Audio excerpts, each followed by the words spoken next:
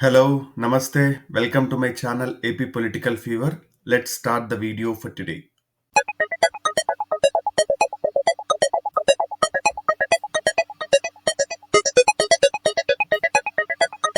ఈ వీడియోలో వచ్చేసరికి మనం రాజోలు నియోజకవర్గం గురించి చూద్దాము. ఇది ఎస్సీ రిజర్వ్డ్ కాన్స్టిట్యున్సీ. ఇప్పుడు కొత్తగా ఫామ్ అయిన అంబేద్కర్ కోనసీమ జిల్లా కిందికి వస్తుంది. అమలాపురం పార్లమెంట్ పరిధిలో ఉంటుంది. ఇది ముందు వచ్చేసి ఈస్ట్ గోదావరి జిల్లాలో ఉండేది. ఇక్కడ కులాల వారీ ఓట్లు ఎలా ఉన్నాయని చూస్తే కాపు సామాజిక వర్గం దాదాపు 35,000 మంది ఉన్నారు. శెట్టి బలిజ సామాజిక వర్గం 25,000 మంది ఉన్నారు. ఎస్సీ సామాజిక వర్గం దాదాపు 60 నుంచి 65,000 మంది ఉన్నారు.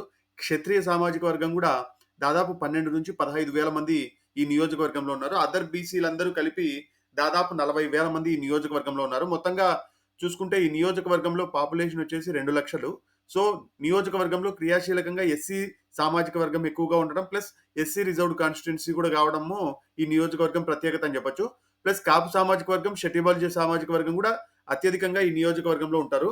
ఇక్కడ గత 4 ఎన్నికల వివరాలు చూసుకుంటే 2004లో అల్లూరు కృష్ణంరాజు గారు కాంగ్రెస్ పార్టీ తరపున 28,000 భారీ మెజారిటీతో 25.5% మార్జిన్తో గెలవడం జరిగింది.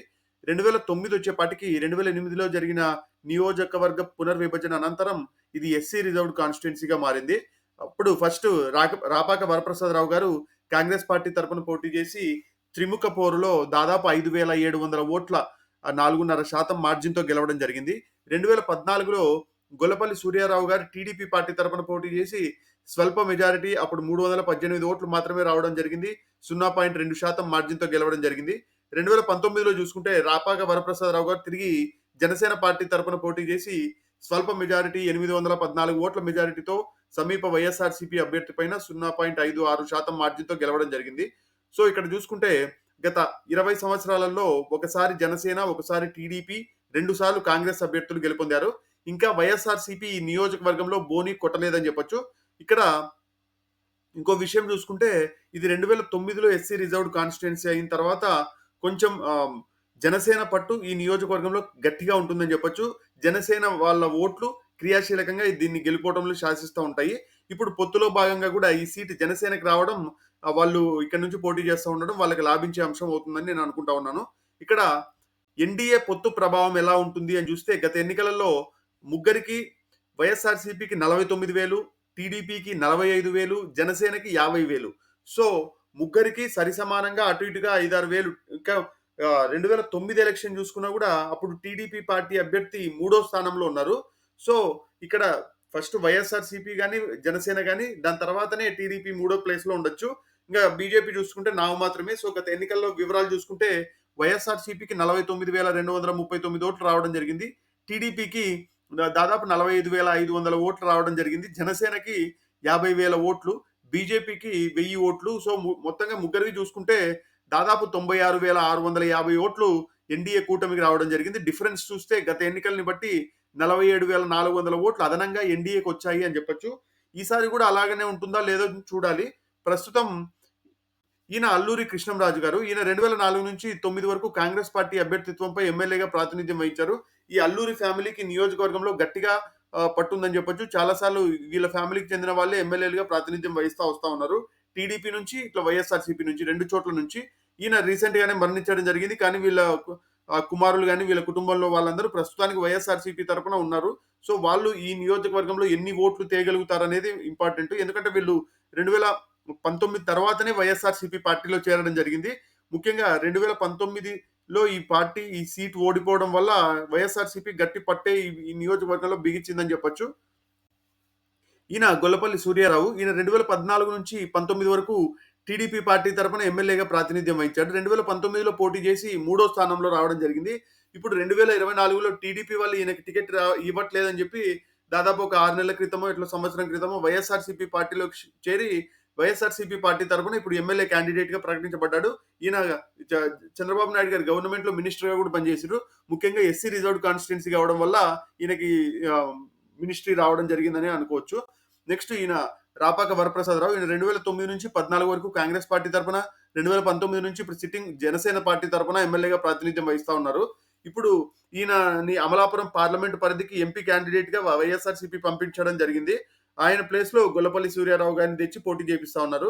ముఖ్యంగా ఈయన చూసుకుంటే 2014లో కూడా ఈయన ఇండిపెండెంట్‌గా పోటీ చేయడం జరిగింది. అప్పుడు కేవలం 400 ఓట్లేమో రాబట్టడం జరిగింది. సో, సొంతంగా పోటీ చేస్తే ఇక్కడ ఏ క్యాండిడేట్‌కి కూడా బలం లేదని చెప్పొచ్చు. పార్టీ బ్యాకింగ్ లేకపోతే వీళ్ళు కనీసం ఒక 5,000 ఓట్లు కూడా తెచ్చుకునే క్యాండిడేట్‌లు ఎవరు లేరని కూడా చెప్పొచ్చు.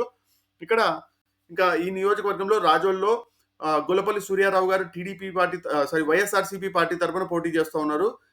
దేవ వరప్రసాద్ జనసేన పార్టీ తరపున పోటీ చేస్తా ఉన్నారు. గొల్లపల్లి సూర్యారావు గారికేంటంటే 2019లో టీడీపీ పార్టీ తరపున ఓడిపోయినప్పటికీ ఈయన నియోజకవర్గంలో క్రియాశీలకంగా ఉండి తన క్యాడర్‌ని మెయింటైన్ చేసుకోగలిగినాడని చెప్పొచ్చు. ముఖ్యంగా ఈయనకే టికెట్ వస్తుంది అని ఈయన ఎక్స్‌పెక్ట్ చేసినప్పటికీ పొత్తులో భాగంగా గత ఎన్నికలలోనే జనసేన గెలిచిన సీటు ఇది టీడీపీకి ఇవ్వరు అనుకోని ఈయన వైఎస్ఆర్‌సీపీ పార్టీలో చేరడం జరిగింది. ఇక్కడ సీట్ సంపాదించడం జరిగింది. ఈ దేవ వరప్రసాద్ గారికి పాజిటివ్ అంశాలేంటంటే ఈయన రిటైర్డ్ ఐఏఎస్ ఆఫీసరు. సో, మంచి ఇమేజ్ ఉందని చెప్పొచ్చు. ఈ నియోజకవర్గంలో చదువుకున్న వ్యక్తి ప్లస్ ఆహ్, ఐఏఎస్‌గా పనిచేసిన వ్యక్తి కావడం వల్ల ఈయనకి పాజిటివ్ ఇమేజే ఉంది. ప్లస్ జనసేన, టీడీపీ ఓట్లు గాని ఈయన వేపించుకోగలిగితే ఖచ్చితంగా ఈయన గెలిచే సీట్ అవుతుంది. ఈ గొల్లపల్లి సూర్యారావు గారికేంటంటే 2014 నుంచి ఇక్కడ సిట్టింగ్ ఎమ్మెల్యేగా ఉన్నప్పుడు కొన్ని డెవలప్‌మెంటల్ యాక్టివిటీస్ ఈయన చేయడము, అది ఈయనకు పాజిటివ్ అవుతోంది. ప్లస్ మొత్తంగా రూరల్ పాపులేషన్ కావడం కూడా వైఎస్ఆర్‌సీపీకి కొద్దిగా లాభించే అంశం. సంస్థాగతంగా కూడా ఎస్సీ రిజర్వ్డ్ కాన్స్టిట్యుయెన్సీలలో ఎక్కువగా వైఎస్ఆర్‌సీపీకి పట్టుండడం కూడా ఈయనకు కొద్దిగా బెనిఫిట్ అయ్యే అంశము.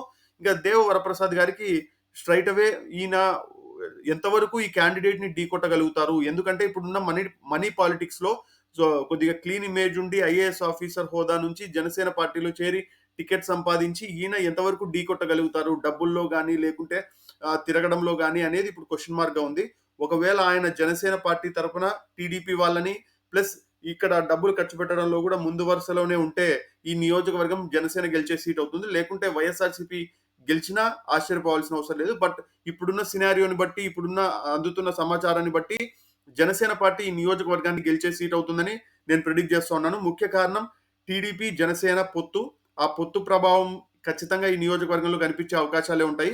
గొల్లపల్లి రావు గారికి పాజిటివ్ ఇమేజే ఉన్నప్పటికీ, ప్లస్ ఆయన టీడీపీ క్యాడర్‌ని కొద్దిగా రాబట్టుకున్నప్పటికీ, వరప్రసాద్ రావు గారు ఎంపీ క్యాండిడేట్‌గా ఆయనకి నష్టం జరగకపోయి, ఆయన వర్గం కూడా ఈయనకి సపోర్ట్ చేస్తా ఉన్నప్పుడు, ప్లస్ వైఎస్ఆర్‌సీపీకి కూడా సంస్థాగతంగా ఈ నియోజకవర్గంలో ఓట్లుండడము, ప్లస్ అల్లూరి వాళ్ళ ఫ్యామిలీ వైఎస్ఆర్‌సీపీకి క్రియాశీలకంగా పనిచేస్తా ఉండడం, ఇన్ని ఎఫెక్ట్‌లు ఉన్నప్పటికీ, ఈ పొత్తే ఎక్కువగా డామినేట్ చేపిస్తుంది అని నేను అనుకుంటా ఉన్నాను.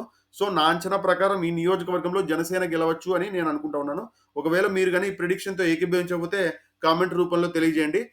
అలాగే please subscribe to my channel. దాదాపు 100 మంది చూస్తా ఉంటే కేవలం 10% మంది మాత్రమే సబ్‌స్క్రైబ్ చేసుకొనున్నారు. Please subscribe to my channel. Have a good day. Thank you. By.